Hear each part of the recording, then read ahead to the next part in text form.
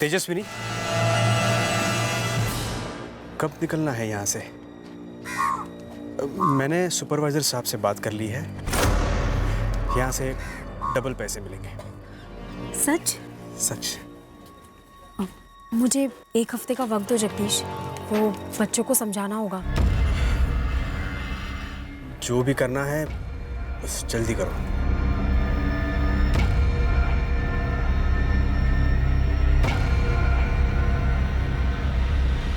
ये सुधीर परब ही कमलेश यादव है। ऐसा कैसे हो सकता है कि पल्लवी और उसके माँ बाप इस बात से बिल्कुल अनजान हो? शायद जानते होंगे पर छुपा रहे हैं। शायद फैमिली खुद विक्टिम है सर। पल्लवी की छोटी बहन मोनाली, वो भी तो मिसिंग है। तुम दोनों पल्लवी और उसके माँ बाप से बात करो, जो लीड मिले फॉलो करो। मैं कोल्हापुर में जाकर पता करता हूँ कि सुधीर परब की असलियत क्या है। शायद उसके अतीत में कुछ ऐसा मिले जो उसे रोकने में काम आए।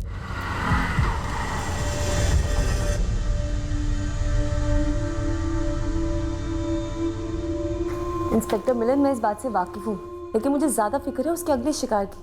अगर आप इस सुधीर परब का फोटो पब्लिक कर देंगे तो वो उसे अलर्ट कर देगा। पर रचना, रेड अलर्ट जारी नहीं करना उन लोगों के लिए खतरा बढ़ा देगा जो इस सीरियल किलर के अगले शिकार होंगे। इंस्पेक्टर मिलन, मैं गलत हो सकती हूँ, लेकिन मुझे लगता है कि आपको ये ऑपरेशन सीक्रेट रखना चाहिए। आपको अपनी पुलिस टीम्स और खबरियों को महाराष्ट्र के अलग अलग शहरों में भेजकर इस किलर के पास पहुंचना चाहिए। आप इसका फोटो पब्लिक कर देंगे तो वो शायद अंडरग्राउंड हो सकता है, और फिर पता नहीं वो कौन कौन से शहरों में जाके किन किन औरतों को अपना शिकार बनाए। बहुत शातिर आदमी है। ओके रचना, एक पॉइंट तक ये ऑपरेशन सीक्रेट रहेगा, पर ज्यादा देर नहीं। एक जगह कमलेश यादव, दूसरी जगह सुधीर परब, जहाँ से अरेस्ट हुआ था। पता नहीं किस नाम से ऑपरेट करता है। कोठों पर जाता है, कंस्ट्रक्शन साइट पे काम करता है। ऐसे जगह को टारगेट करो। एक शहर, एक कस्बा, एक गांव, कुछ नहीं बचना चाहिए। पुलिस वाले टारगेट टिप देने को रेडी है, बस खबर पक्की होनी चाहिए। 12 अक्टूबर को निकला था कमलेश, उसके बाद कभी लौटा ही नहीं। कोई फ़ोन, कुछ भी नहीं सर। ये उसका तब का नंबर है। ये नंबर 12 अक्टूबर से बंद है? हाँ, मैंने सतारा पुलिस स्टेशन में भी यही नंबर दिया था। पाटिल सर, अक्टूबर 2016 में जो आपने कमलेश यादव के कॉल रिकॉर्ड्स और फ़ोन की डिटेल्स निकलवाई थी, आप वो मुझे भेज दीजिए। ठीक है सुधा, मैं भिजवा दूंगा। मगर कमलेश यादव का फ़ोन अक्टूबर 2016 से लेकर अभी तक स्विच ऑफ है। मैं ट्राई करता रहा। कोई बात नहीं सर, जैसा भी हम उसे ट्रैक कर लेंगे। मैं उस फ़ोन का IMEI नंबर भेज रही हूँ जो कमलेश यादव अभी तक इस्तेमाल कर रहा था। मुझे इस फ़ोन की पूरी डिटेल्स चाहिए अब तक की, अगर ये फ़ोन किसी और नंबर से इस्तेमाल हुआ हो या हो रहा हो। 12 अक्टूबर 2016 को आपका पति कमलेश यादव गायब होता है, और उसके ठीक 2 दिन बाद यानी 14 अक्टूबर को आपकी बहन और आप लोगों की बेटी मोनाली कुर्वेकर चिपलून जाती है नौकरी के लिए, और उसके बाद कभी नहीं दिखती। आप लोगों ने कभी दो और दो नहीं मिलाया? एक बार भी शक नहीं हुआ इस सब के पीछे कमलेश यादव हो सकता है? पहले तो हमको यही नहीं मालूम था कि कमलेश यादव गायब हुआ है, और 1 हफ्ते के बाद में पल्लवी ने हमको ये बताया। साहब, कमलेश मेरा पति है, ऐसे कैसे हम मान लें कि मोनाली कमलेश के कारण गायब हुई है? मोनाली तो आई बाबा को बोल कर गई थी कि वो नौकरी के लिए जा रही है। मोनाली, ये कंपनी वाले वहाँ तेरे रहने का क्या इंतजाम कर रहे हैं? आई, उन्होंने बोला है कि रहने का इंतजाम और खाने का इंतजाम वो लोग करेंगे, तो पगार पूरा का पूरा बच जाएगा ना, जो मैं यहाँ भेजूंगी। आज के जमाने में इतना सब कुछ, ये लोग अच्छे तो होंगे ना? मैं एक बार वहाँ जाके उन लोगों से मिल लूंगी तो तुझे फोन करके ना सब बता दूंगी। कोई नया बड़ा होटल था जिसमें उसे नौकरी लगी थी, और इस नए बड़े होटल का नाम तक नहीं पता आप लोगों को। मोनाली ने बताया ही नहीं हमको। ये बात आपको कभी खटकी नहीं? वैसे वाई पुलिस ने चिपलून के हर छोटे बड़े नए पुराने होटल्स में पूछताछ की थी।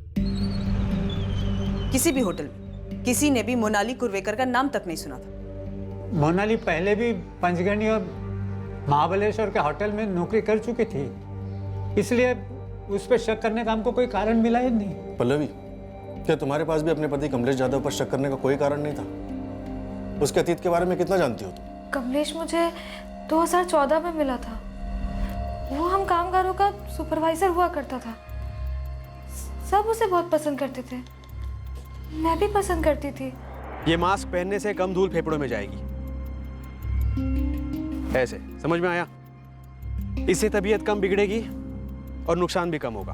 और अगर वैसे भी अगर जान है तो जहान है, नहीं? आप सभी लोगों ने इसे पहनना चाहिए। लेकिन कमलेश सर, इसे पहन कर ना काम करना नहीं जमता है। मैं समझता हूँ कि थोड़ी दिक्कत होगी, मगर कुछ ही दिनों के लिए होगी, लेकिन फायदे जिंदगी भर के लिए है। कोई कायदा नहीं है कि इसे पहनना ही पड़ेगा, लेकिन कुछ चीजें कायदों के परे होते हैं, इंसानों के लिए सही होते हैं। लो, इसे पहनकर काम करो, और जब आप शाम को घर लौटोगे तो देखोगे कि इसमें कितनी धूल जमी होगी जो आपके फेफड़ों में गई होती है। मुझे कमलेश से प्यार हो गया सर। वो मेरा ख्याल रखता था, मुझे उसकी ये बात सबसे अच्छी लगती थी, इसलिए शादी कर ली। हम शादी के खिलाफ थे साहब, हमारे मन में कुछ शंकाएं थी। उसने अपने बारे में कभी कुछ बताया नहीं। क्या नहीं बताया चंद्रकांत जी कि उसका असली नाम सुधीर परब था? वो कोल्हापुर में मैथिली खेड़ेकर नाम की औरत के कत्ल के जुर्म में गिरफ्तार हुआ था।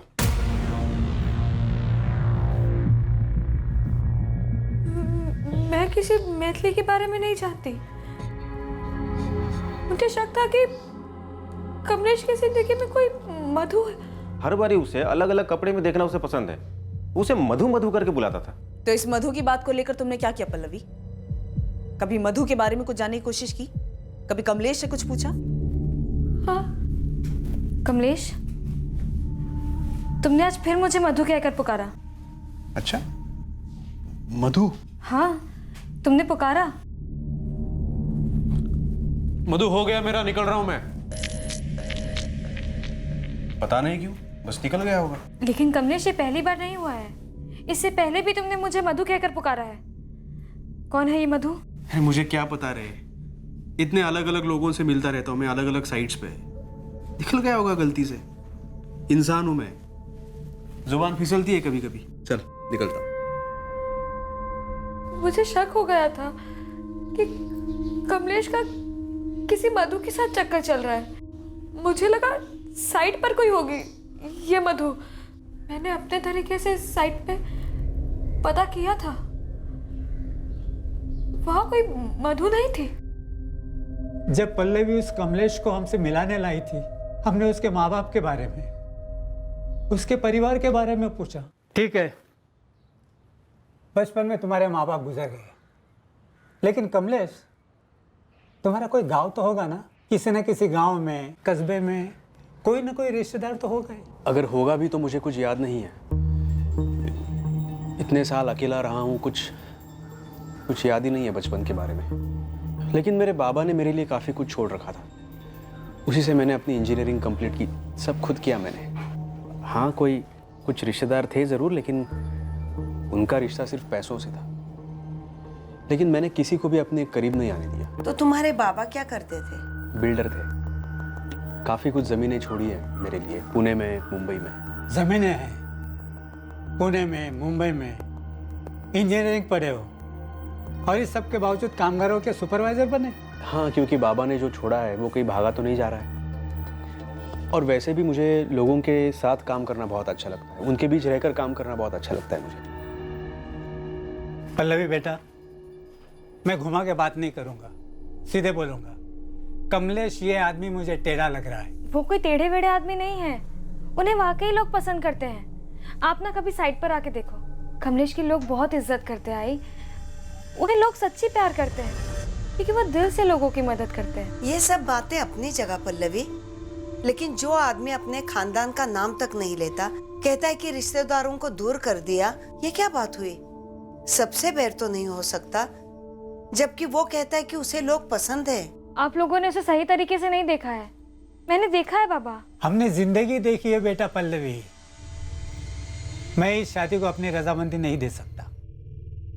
पल्लवी प्यार में अंधी हो गई थी, कमलेश से शादी कर ली, हमको अंधेरे में रखा, और हमें तब बताया जब कमलेश इसे छोड़ के चला गया। इसलिए कमलेश के गायब होने में और मोनाली के गायब होने में कोई लेन देन है, ये हमें सूझा ही नहीं। मुझे अभी भी नहीं लगता कि कमलेश ऐसा कुछ कर सकता है। कैसा कुछ पल्लवी?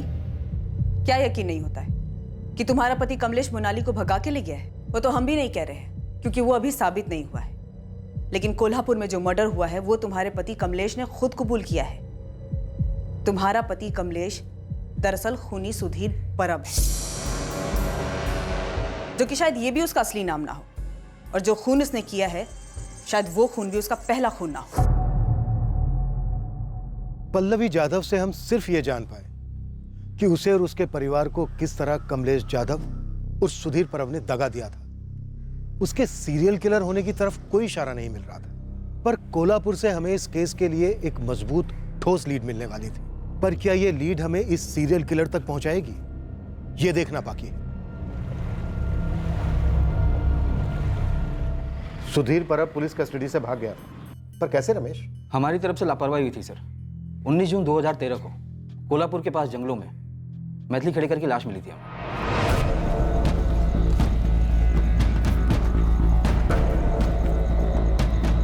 मुझे याद आ रहा है कि हमें मैथिली खेड़ेकर के पर्स में से एक पैन कार्ड मिला था, किसी सचिन पांडे नाम के आदमी का। कॉन्डोम पहनकर सेक्सुअल असॉल्ट हुआ था? नहीं, पर आपके ही केस की तरह मैथिली को भी बेहोशी की वही दवा पिलाई गई थी, एल्केजरॉन।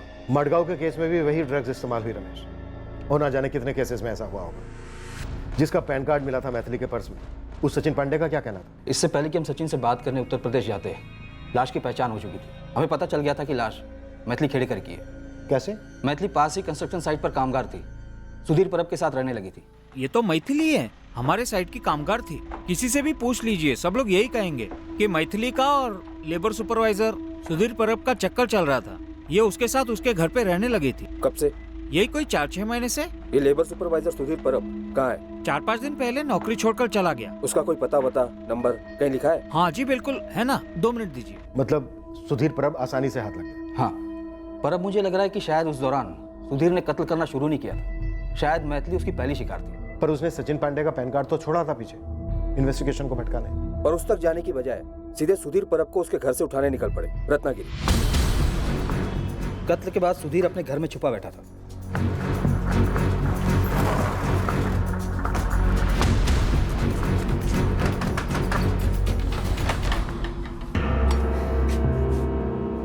कोल्हापुर पुलिस, सुधीर कुठे है?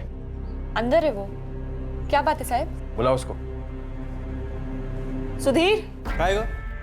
पुलिस आई तेरे लिए कोल्हापुर से। काय झालं साहेब? अरे शर्ट कहाँ पहन रहा है? अभी तो तेरी पैंट भी उतरेगी लॉकअप में। लेकिन मैंने किया क्या है? अब क्या किया इसने साहब? अच्छा तालमेल है पति पत्नी का।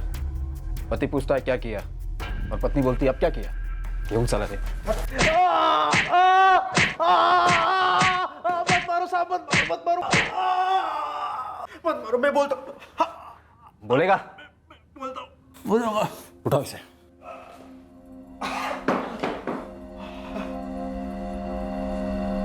बोलता हूँ मैं बोलता।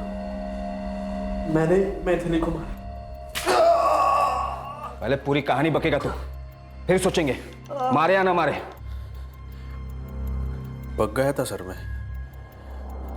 शादी करो शादी करो शादी करो, वही रिकॉर्ड बजाते रहती थी हमेशा। मुझे तो सिर्फ सोने से मतलब था।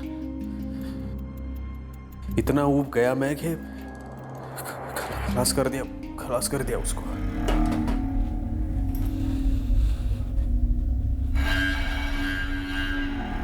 चार महीने से ऊपर हो गए, 2 हफ्ते में करने वाले थे।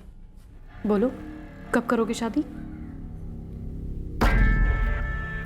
मैथिली खाना तैयार है? तुमने बताया नहीं कब करोगे शादी?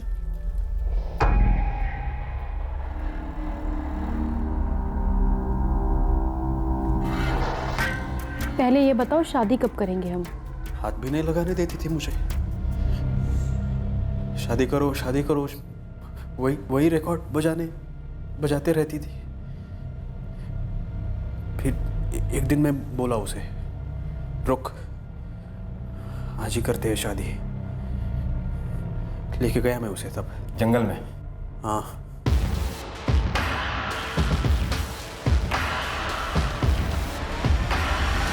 मैंने मैथिली को बोला वहाँ एक मंदिर है, वहीं कर लेंगे शादी।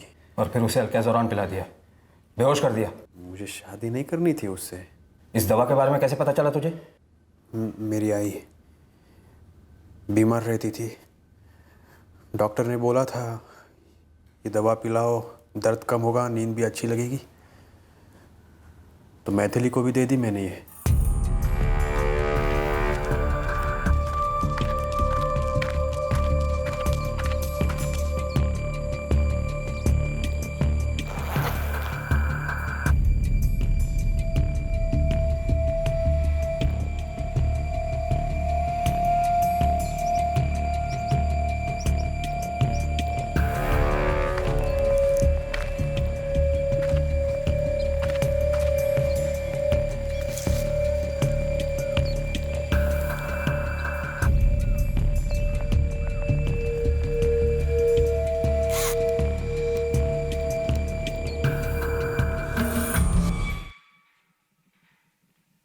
हमने चार्जशीट फाइल कर दी। हमारी रिमांड खत्म होते ही सुधीर को जुडिशियल कस्टडी में भेजा गया। सुधीर पर अब अंडर ट्रायल था, उसके केस की सुनवाइयाँ होनी थी, पर उसके पहले ही जुडिशियल कस्टडी में सुधीर ने आत्महत्या करने की कोशिश की। कैसे? सुधीर के सेल में जो उसके साथी कैदी थे उनसे शिकायतें आती थी कि सुधीर परब उन सब के लिए परेशानी बन गया है। ये सुधीर परब सेक्स एडिक्ट था, जेल में उसकी तलब पूरी नहीं हो रही थी तो वो वहाँ के कैदियों के साथ उल्टी सीधी हरकतें करता था। आप समझ रहे हैं ना? हमने जब सुधीर की पत्नी शीतल को मैथिली खेड़ेकर के कत्ल के बारे में बताया तो वो उतनी चौंकी नहीं। वैसे मेरे कर्म फूटे थे साहिब, जो मेरे माँ बाप ने मुझे उस जानवर के गले बांध दिया। जेल से भी शिकायत आ रही है, उल्टी सीधी हरकतें करता रहता है वो दूसरे कैदियों के साथ। उस हलकट को तो कोई भी चलेगा, कुछ भी चलेगा और कहीं भी चलेगा।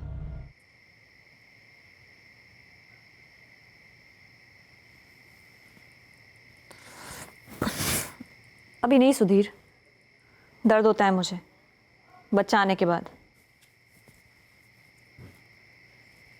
तब बोलोगे कि अब बच्चा हुआ है, मूड नहीं है। तुझ में कुछ अक्ल वक्ल है या नहीं? हाँ, ये दिन रात एक ही चीज के पीछे पड़ा रहता है। एक ही चीज चाहिए तुझे। बीवी है तू मेरी, तेरे पास ना हूं तो कहाँ जाऊं? और किसी चीज के लिए आता है मेरे पास? हाँ, डॉक्टर के पास ले गया मुझे एक भी बार? 2 मिनट बैठ के बात की मुझसे? घर के काम में तो हाथ बटाता नहीं है तू। दिन रात यही सब चाहिए क्या तुझे? इसीलिए शादी करके लाया? सो जा चुपचाप। मैं बता नहीं सकती साहिब क्या क्या करता था वो। एक दिन अचानक छोड़कर कोल्हापुर चला गया और फिर वापस लौट आया। क्यों लौटा? रोज औरत जो चाहिए थी उसे, और कुछ नहीं दौड़ता था उसके दिमाग में इसके अलावा। उसके बच्चे को जन्म दिया था मैंने, एक पैसा नहीं दिया उसने आज तक। पैसे मांगती तो कहता जा अपने माँ बाप से मांग। सब बच्चा छोटा था इसलिए कमा नहीं पाई मैं। और वो वहशी क्या कर रहा था? वहां कोल्हापुर में किसी और औरत के साथ सो रहा था, झूठे वादे कर रहा था शादी के, फिर उसका कत्ल कर दिया। शायद इसलिए लौटा होगा मेरे पास, कत्ल के इल्जाम से बचने के लिए, वरना वो क्यों लौटता मेरे पास? इसकी सेक्स एडिक्शन तब से थी, और शायद जेल से भागने की वजह भी वही थी।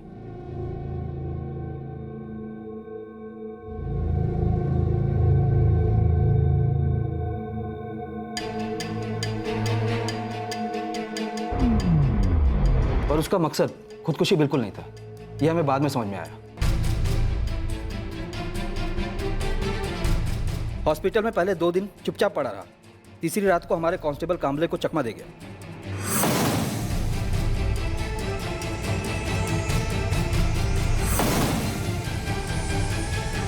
कांस्टेबल कामले को बेहोश कर दिया था। हाँ, कांस्टेबल कामले को तुरंत सस्पेंड कर दिया गया और सुधीर के लिए लुकआउट नोटिस जारी किया गया। ये सुधीर परब सतारा जाकर कमलेश यादव बन जाता है और मडगांव में पता नहीं क्या बना होगा और हमारे नासिक में क्या। पर तब हमें बिल्कुल भनक नहीं लगी कि ये आदमी सीरियल किलर बन सकता है। यही तो मार खाते हैं। ऑलरेडी एक मर्डर में फरार कातिल ऐसा जुर्म दोबारा कर सकता है, सोसाइटी के लिए कितना बड़ा खतरा बन सकता है। इस पॉसिबिलिटी को, इस गंभीरता को समझते ही नहीं। विनीत, तुम रत्नागिरी के लिए निकलो, इस सुधीर परब की पत्नी शीतल को ले आओ। अभी निकलता हूँ सर। सदा कमलेश यादव की साली मोनाली कुर्वेकर के केस पर काम कर रही है। शायद मोनाली का भी मर्डर हो गया। बिल्कुल हो सकता है। हमें जल्द से जल्द ये पता लगाना है कि ये सीरियल किलर इस वक्त कहाँ हो सकता है। मैडम, यहाँ मुंबई के कमाटीपुरा के कोठों पर भी ये कमलेश यादव उर्फ सुधीर परब बैठता था, और यहाँ भी सेम नौटंकी, बार बार हाथ धोना और मधु मधु करना। पर क्या ये पता चला कि वो इस वक्त कहाँ है? कोई लीड मिली? मैडम, कंस्ट्रक्शन साइट थोक के भाव से है। मैंने अपने कई बंदों को एक एक साइट पे भेजा है। वैसे एक बात थी मैडम। हाँ बोल। पूरे चांसेस हैं कि मुंबई में भी इसने ऐसे ही रेप और मर्डर किए हों, तो एक बार इसके डिटेल्स को मुंबई के थानों में घुमवाइए। वो हम कर चुके हैं, तू अपना काम कर। हमें कोई लीड चाहिए कि वो इस वक्त कहाँ हो सकता है। आई सजेस्ट कि आप अपनी सर्च पुणे पे फोकस कीजिए। तुम उसकी सोच को ट्रैक कर रहे हो? हाँ, एक हद तक, कि वो क्या सोच रहा होगा कि आप उसको कैसे ट्रैक करोगे। अगर हम उसका पैटर्न फॉलो करें तो वो कंस्ट्रक्शन साइट पे काम करता है।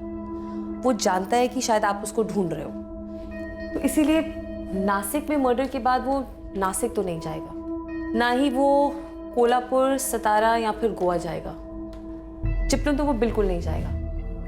और नागपुर में मनोज महात्रे का वॉलेट चुराने के बाद वो नागपुर भी नहीं जाएगा।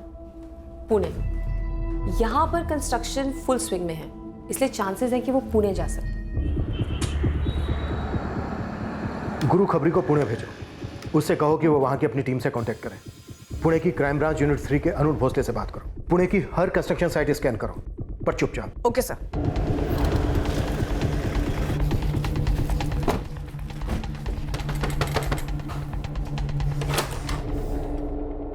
नासिक क्राइम ब्रांच, ग्रामीण विभाग। आप क्या है साहब? वही तुम्हारा पति सुधीर। वो अब मेरा पति नहीं है। क्या चाहिए आपको? शीतल, हमें उसे ढूंढने में तुम्हारी मदद चाहिए, इसके पहले कि वो एक और औरत को अपना शिकार बनाए। ये क्या है रे बाबा, अभी 2 हफ्ते भी नहीं हुए तुम्हें काम पे लगे हो और तुम्हें नौकरी छोड़नी है। ऐसा क्या हो गया जगदीश? इससे अच्छी नौकरी मिल गई अश्विन जी। जगदीश, ये नौकरी भी तो काफी अच्छी है। इसके लिए मुझे अपने सेठ लोगों से बात करनी पड़ी, उन्हें मनाना पड़ा, और अब तो वो लोग भी तुम्हारे काम से बहुत खुश हैं। मैं नई नौकरी में ज्यादा खुश रहूंगा अश्विन जी। आज मेरा आखिरी दिन है, कल से नहीं आऊंगा। और 2 हफ्ते की जो तनख्वाह बनती है हक से दे देना, खुशी होगी।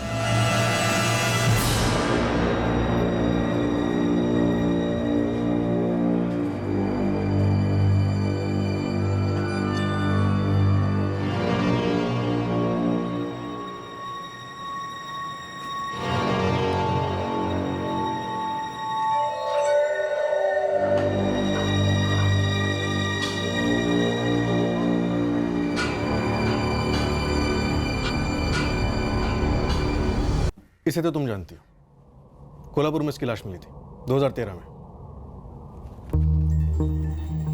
गोवा मडगांव 2014। इस औरत की अभी तक पहचान नहीं हो पाई है। ये मोनाली कुरवेकर चिपलून से गायब हुई। इसकी बड़ी बहन पल्लवी से शादी की सुधीर ने, कमलेश यादव बन के, सतारा में।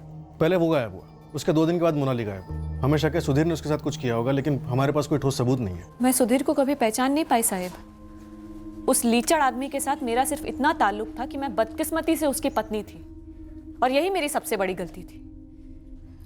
जब पुलिस उसे पकड़ कर ले गई, उसके बाद मैं उससे कभी नहीं मिली। जब वो जेल से भाग गया, पुलिस आई थी पूछताछ करने, तब भी मैंने यही कहा था, और आज भी मैं यही कह रही हूँ साहब कि मैं सुधीर के बारे में कुछ नहीं जानती, सच में। शीतल, अगर सुधीर के बारे में कोई कुछ जानता है और बता सकता है तो वो सिर्फ तुम हो। सुधीर की माँ यहाँ रहती थी, जो 2012 में गुजर गई। उससे ज्यादा और कुछ नहीं जानती मैं। हम उसे पुणे में ढूंढ रहे हैं। वहां उसका कोई दोस्त या रिश्तेदार हो सकता है, कोई अंदाजा है तुम्हें? मैं क्या अंदाजा लगाऊं साहिब, सुधीर को कभी मैं पहचान ही नहीं पाई। बस इतना जानती थी कि उस आदमी में हवस भरी पड़ी थी, लेकिन वो इतनी औरतों का खून कर देगा, ये कभी नहीं सोचा था मैंने। हाँ, भगवान से इस बात का शुक्रिया अदा करती हूँ कि उसने मुझे नहीं मार डाला। किसी मधु को जानती हो तुम? मधु? मधु? कौन मधु? मैं तो पहले दिन से बोल रहा था, इस कमलेश पर भरोसा नहीं किया जा सकता। शुक्र है पल्लवी, उसने तुझे छोड़ दिया। कहीं हमारी मोनाली उसके चुंगल में तो नहीं फंसी। इस आदमी की मानसिक कंडीशन की सच्चाई क्या है? ये कुछ औरतों को मारता है और कुछ औरतों को छोड़ देता है, लेकिन ये जिन औरतों को मारता है, क्यों मारता है, ये मुझे जानना है, समझना है और उससे पूछना है आमने सामने बैठकर। पर मेरी स्टडी कहती है कि ये सिर्फ उन औरतों को मारता होगा जो इसके सामने सरेंडर नहीं करती। इसलिए इसने अपनी दूसरी पत्नी पल्लवी को नहीं मारा, जिससे इसने कमलेश यादव बनकर शादी की थी। पर इसने मैथिली खेड़ेकर को भी मार डाला, जो अपनी मर्जी से इसके साथ रह रही थी। हाँ, लेकिन शादी के लिए भी प्रेशर डाल रही थी ना। इस आदमी को किसी रिश्ते में बंधना पसंद नहीं है। मैथिली को भी किसी बहाने से, शादी के बहाने से जंगल लेकर गया होगा और फिर मार दिया होगा। और एक गोवा वाले केस में और ये आपके नासिक वाले केस में, इसमें भी यही हुआ होगा या फिर कुछ और। ये तो वही बताएगा इन दोनों केसेस में क्या हुआ था। पूरा पुणे खंगाला जा रहा है उसकी तलाश में। सब पूरे चांसेस हैं कि आपको मोनाली की लाश वाई और चिपलून के बीच में मिलेगी। हो सकता है कि इसने मोनाली को नौकरी का झांसा दिया हो, या फिर किसी और बहाने से, मंदिर के बहाने से ये इसको वाई और चिपलून के बीच में किसी सुनसान जगह पे ले गया हो और वहाँ मार दिया होगा।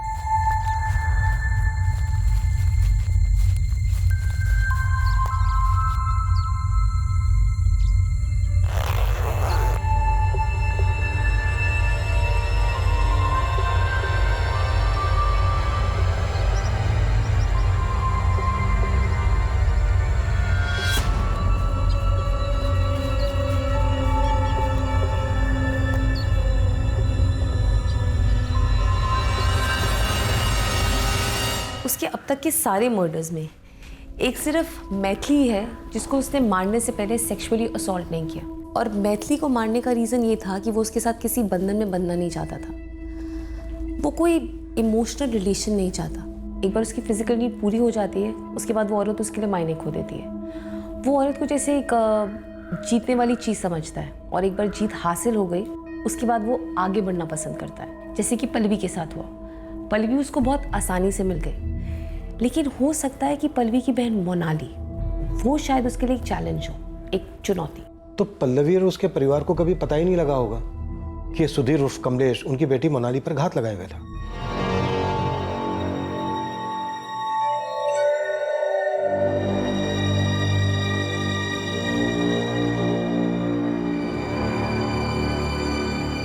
वो जिन सेक्स वर्कर्स के पास जाता है उनका कत्ल नहीं करता है, क्योंकि वो उसके लिए कोई चुनौती नहीं है, वो पैसे देकर उनको खरीद चुका होता है। जब हमने पुणे सिटी को टारगेट किया और इस हत्यारे को खोजने लगे, हमें कोई आइडिया नहीं था कि हम उसे पुणे में धर लेंगे। हम बस एक चांस ले रहे थे, क्योंकि हमारे पास कोई और विकल्प था ही नहीं। पर ये जो हमने ब्लाइंड खेला, चांस लिया, ये हमारे लिए फायदेमंद साबित हुआ। हाँ, बैठिए मैं इसके साथ। इसके बारे में जो भी पता है सब बता। बहुत खतरनाक है ये। खतरनाक नहीं तो हाँ, सन की जरूर है, एक नंबर का सन की। सनकी ने एक नहीं, दो नहीं, कई औरतों का मर्डर किया। क्या बात कर रहा है? हाँ, मेरे को तो ये ऐसा टाइम पास लगा था। बोलता था कभी साड़ी पहन के आओ, कभी उतार दो, कभी मधु बोल के बुलाता था, कभी हाथ धोने जाता था। एकदम अजीब था। इसका कोई मोबाइल नंबर या घर का पता? इतना किसके पास टाइम है, और कस्टमर से उसके घर का पता कौन पूछता है? तू आखिरी बार इसके साथ कब बैठी थी? 1 सप्ताह हो गया रहेगा। इसने मर्डर किया है। साहब बुधवार पेट और पुणे के सारे कोठों पर अपने बंदे भेज रखे हैं, वो इसलिए कि ये पता लगा सकें कि आज रात ये बंदा वहाँ गया है या नहीं। बढ़िया गुरु। कंस्ट्रक्शन साइट्स की क्या खबर है? कल सुबह से 2 टीमें लगने वाली हैं। सर, मैंने पुणे में अरुण सर को अलर्ट कर दिया। उन्होंने कहा है कि पुणे से अभी ऐसा कोई केस रिपोर्ट नहीं हुआ है। मतलब सर, वो अभी अपने अगले शिकार की तरफ टूट नहीं पड़ा है। हम उससे पहले उसे गिरफ्तार कर सकते हैं। हम भी पुणे के लिए निकलते हैं।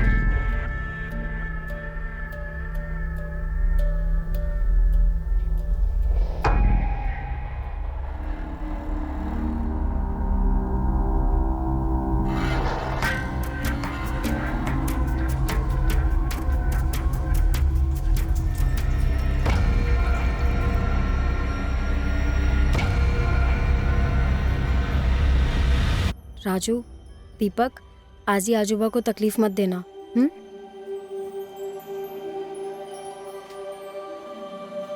पहुंच के फोन करूंगी बाबा। बेटा संभल के जाना है।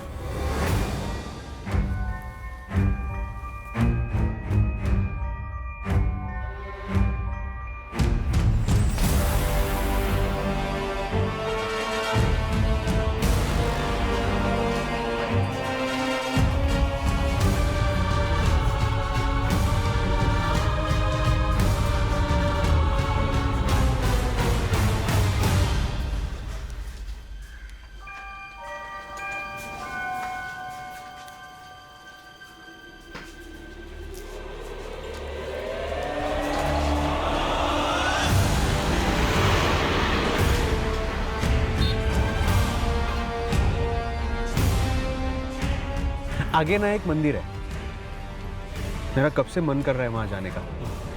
माथा टेकेंगे और आगे बढ़ेंगे। रास्ते में है? हाँ हाँ, बस रास्ते में ही है, 5-10 मिनट लगेंगे। अभी तुम नई नौकरी शुरू करने जा रही हो, दर्शन तो बनता है नहीं? ठीक है।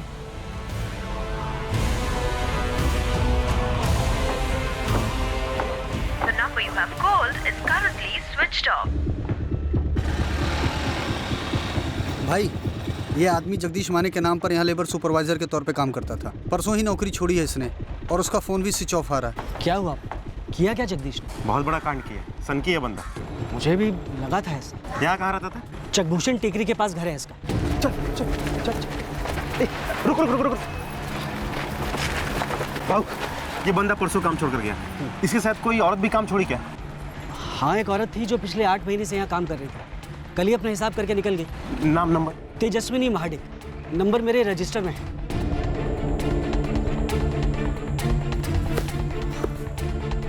जगदीश, और कितना दूर है? बस यही है, 10 मिनट में पहुंच ही जाएंगे। तब तक ये ठंडा पी लो।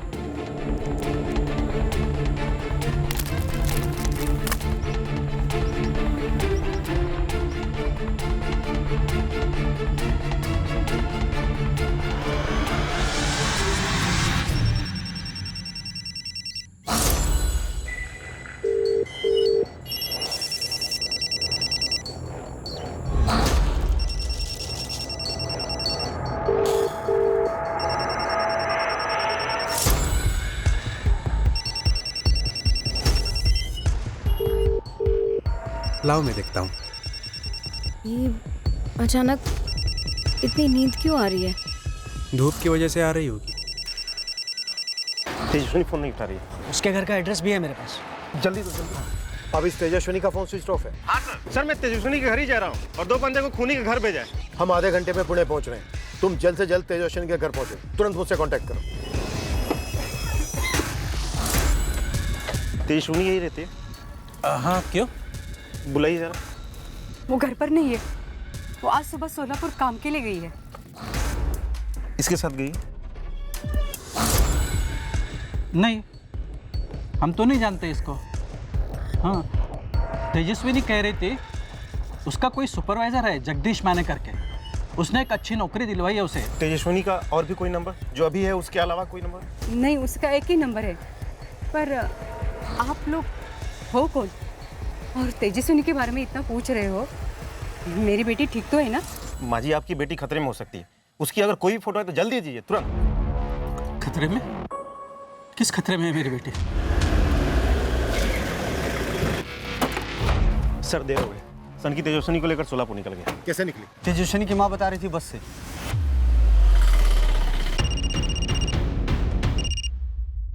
बोलिए मिलन सर। अरुण, तेजस्विनी बस से निकली है सोलापुर के लिए उस आदमी के साथ। प्राइवेट बस या एसटी बस? कुछ और डिटेल है? नहीं है, पर मुझे लगता है एसटी बस से निकले हो। सर, हमारे इधर 2 डिपो हैं एसटी बस के। पहला पुणे स्टेशन पे, दूसरा शिवाजी नगर स्टेशन पे। मैं पता करता हूँ कि सोलापुर के लिए कौन कौन सी बसें निकली।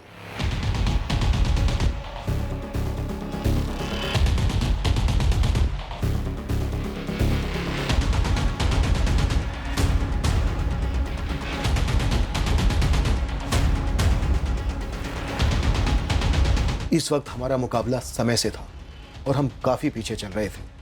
हमारा मुजरिम हमसे जितने करीब था उतना ही दूर भी था। वो हमसे एक कदम आगे ही था, पर फिर भी हमने हार नहीं मानी। हमने पुणे से निकलने वाली सोलापुर की हर एक एसटी बस को टटोला, ये समझकर कि मुजरिम अपनी टारगेट तेजस्विनी को एसटी बस में ले गया होगा। हमने दोनों की फोटोज भी सर्कुलेट की थी। हम पुणे सोलापुर के रास्ते पर हर पेट्रोलिंग टीम के टच में थे। हर गुजरने वाली बस को रोका जा रहा था, एसटी, प्राइवेट, सभी। सोलापुर पुलिस भी फुल रेड अलर्ट पे। उधर आने वाली सभी बसों की तलाशी ले रहे हैं, इनकेस हमसे कोई बस मिस हो जाए। मुझे डर है कि कहीं देर ना हो गई। हमारे खोज शुरू करने से पहले कहीं वो उतर ना गया। कत्ल की लोकेशन ज्यादातर सुनसान इलाके रहे हैं, जिनका मुआयना वो पहले ही करा था। फिर भी लगे रहते हैं। कम से कम हमें इतना तो मालूम है कि वो इन 2 शहरों के बीच में है। हम उस तनकी को पकड़ लेंगे सर। उम्मीद यही है कि वो तेजस्विनी के साथ कुछ करे, उसके पहले ही हम उसे थक पाए। दिन के आखिर में कई बसों की स्कैनिंग के बाद आखिरकार हमें हमारी मंजिल नजर आने लगी। तीर निशाने पर लगने को था।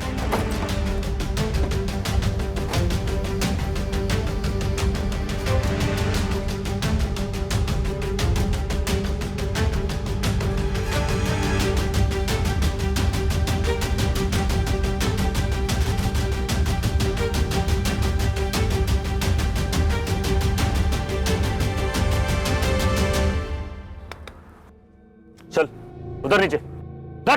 हमने हमारे संदिग्ध सुधीर परब उर्फ जगदीश माने को धर लिया था और तेजस्विनी उसके साथ नहीं थी। सर, बार बार पूछा पर कुछ नहीं बोला। सर, जबान पे ताला लगा है। तोड़े ताला सर। अभी तक तेजस्विनी का पता नहीं चला।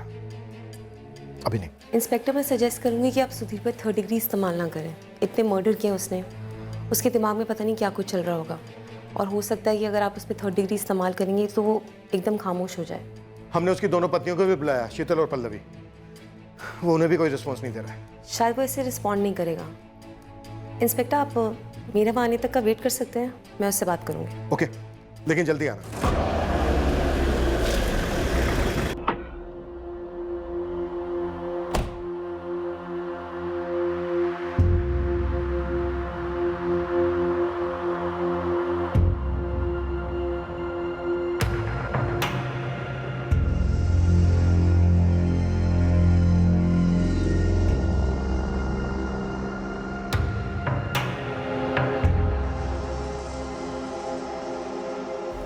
ये औरतें आसानी से हाथ नहीं आ रही थी, है ना? तुम्हें 24 घंटे यही ख्याल रहता, यही सोचते रहते कि इनको पाना है, छूना है, इनके साथ सोना है, लेकिन इनको बता नहीं सकते कि ऐसा ऐसा है। सर तेजस्विनी की लाश मिल गई। कहाँ? पूना से लगभग 50 किलोमीटर दूर, सोलापुर की तरफ, जंगल इलाके में।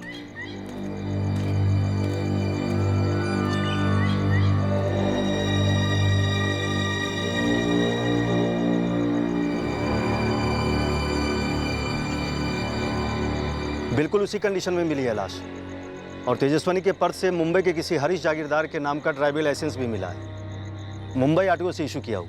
लाश को पोस्टमार्टम के लिए भेज दिया गया सर। उनके हाथ भी वही फाइंडिंग्स लगेंगी जो पहले के केसेस में मिली। तेजस्विनी की लाश मिली। लेट हो गया काफी। पता करना होगा इससे कि नासिक और मडगांव की वो दोनों औरतें कौन थी। बोलेगा, ये जरूर बोलेगा। सुधीर, एक खबर है तुम्हारे लिए। मधु आई है तुमसे मिलने।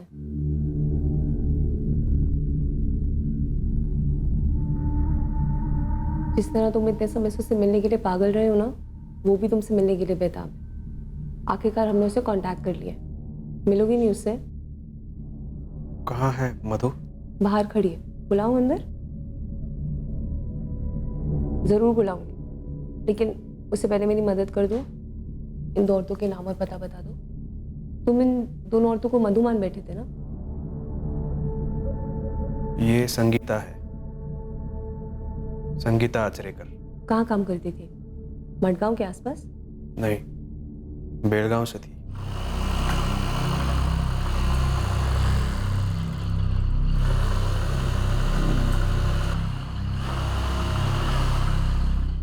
इस संगीता को तुम बेलगांव से मडगांव लेके आए थे किसी नौकरी के बहाने? मडगांव नहीं, पणजी। और फिर वहां तुमने कृष्ण मंदिर में माथा टेकने का बहाना बनाया। तुम वहां पहले भी गए हो? हाँ।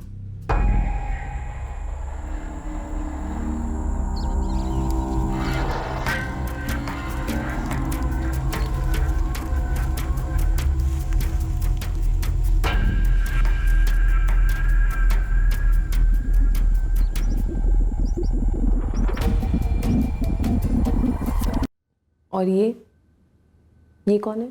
मधु। मधु कहाँ है? कहाँ है मधु? सुधीर, बस तुम मुझे ये बता दो कि ये औरत कौन है, फिर मैं मधु को अंदर बुलाती हूँ। वो भी काफी समय से तुम्हें मिलने के लिए इंतजार कर रही है। ये वैष्णवी है, वैष्णवी परदेशी। और तुम इसे नासिक कहाँ से लेके आए थे? सूरत से। ये किसी कंस्ट्रक्शन साइट पे काम करती थी?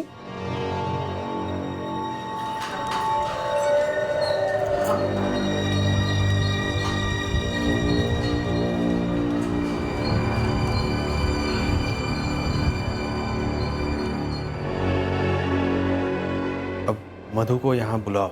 बस एक और सवाल, तुम्हारी दूसरी बीवी पल्लवी, उसकी छोटी बहन मोनाली, उसको क्यों मार डाला? लाश कहाँ है? हमने वाई और चिपलिन के बीच का चपा चपा छाना, लेकिन लाश नहीं मिली।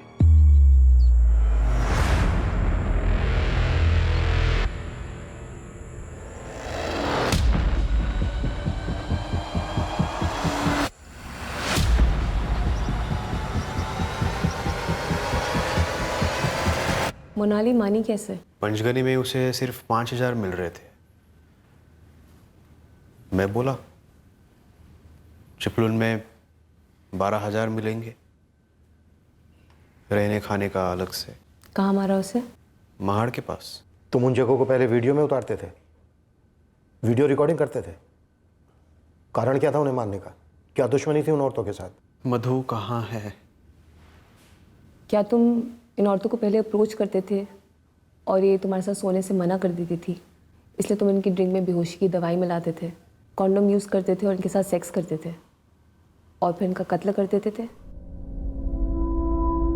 सुधीर, तेजस्विनी को मारने के लिए तुमने इसको इस्तेमाल किया। बाकी सबके मर्डर्स के लिए भी तुमने चाकू का इस्तेमाल किया? तुम लोगों की आइडेंटिटीज बड़ी चालाकी से चुराते, काफी शातिर प्लानिंग रहती होगी, नहीं? मधु कहाँ है? ये आदमी मानसिक रूप से प्रभावित जरूर है, पर ऐसा लगता नहीं कि इसको कोई गंभीर मानसिक बीमारी है। ये आदमी विकृत है। इसका दिमाग स्टडी करने के लिए इससे डिटेल में बातचीत करनी होगी। हमें जो चाहिए था वो मिल गया है। केस सोल्व हो गया, अब हम चार्जशीट फाइल कर सकते हैं। संगीता आचरेकर और वैष्णवी परदेसी, इन दोनों की फैमिली को ट्रेस करना होगा। रचना, इस हत्यारे को स्टडी करने का तुम्हें काफी वक्त मिलेगा। अब हम इसे फरार नहीं होने देंगे। एंड आई होप इंस्पेक्टर, अगर फ्यूचर में ऐसा कोई केस आए तो स्टडी को काम में लाया जाएगा। पल्लवी को गहरा सदमा बैठा उसके पति की हकीकत जानकर। उसका परिवार हक्का बक्का रह गया ये जानकर कि उनकी दूसरी बेटी इसी आदमी के हाथों मारी गई थी। तेजस्विनी का परिवार तहस नहस हो गया ये जानकर कि तेजस्विनी को धोखे से ले जाया गया और फिर कत्ल कर दिया गया। तेजस्विनी के केस में भी मॉडस ऑपरेंडी सेम थी। पहले बेहोश किया गया और मार डालने से पहले सेक्सुअल असॉल्ट किया गया। महाड़ पुलिस से कांटेक्ट करने पर पता चला कि मोनाली कुर्वेकर की लाश उन्हें पास ही के जंगलों में मिली थी। शिनाख्त ना होने पर उसे लावारिस मानकर उसका क्रियाकर्म कर दिया गया था। संगीता आचरेकर और वैष्णवी परदेसी के परिवारों से कांटेक्ट किया गया। पता चला दोनों तलाकशुदा थी और अकेली रहती थी। दोनों के परिवार वालों ने औपचारिक तौर पर इंक्वायरी की थी उनके काम की जगह पर उसके बाद उन्हें एक तरीके से भुला ही दिया था।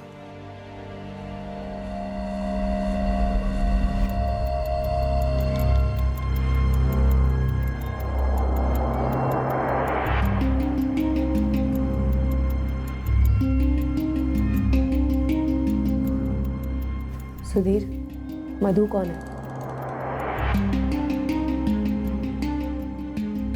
हमें अब तक नहीं मालूम मधु कौन है, जिसके बारे में विजय बार बार जिक्र करता रहता है। संगीता आचरेकर के लिए वो पीटर गोम्स बना, पल्लवी और उसके परिवार के लिए वो कमलेश जाधव बना, सूरत की वैष्णवी परदेसी के लिए वो विजय शिंदे था, तेजस्विनी उसे जगदीश माने के नाम से जानती थी, शीतल और मैथिली खेड़ेकर के लिए वो सुधीर परब था। साइकेट्रिक एग्जामिनेशन के बाद डॉक्टर्स इस नतीजे पर पहुंचे कि इस आदमी को कोई मनोवैज्ञानिक बीमारी नहीं थी।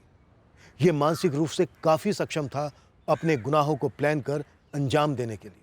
पता चला ये केवल ओवरसेक्स्ड यानी अति कामुक इंसान है। जो औरतें इसकी पहल को ठुकराती या इस पर किसी तरह का दबाव डालती या जिन पर यह काबू नहीं कर पाता तो ये उनका रेप और कत्ल कर देता। और चूंकि एक बारी उसकी मॉडस ऑपरेंडी काम कर गई थी, वो बार बार यही भयंकर जुर्म दोहराता रहा। ब्रोकन विंडो थ्योरी, कभी भी किसी केस को अनसुलझा या अधूरा नहीं छोड़ना चाहिए।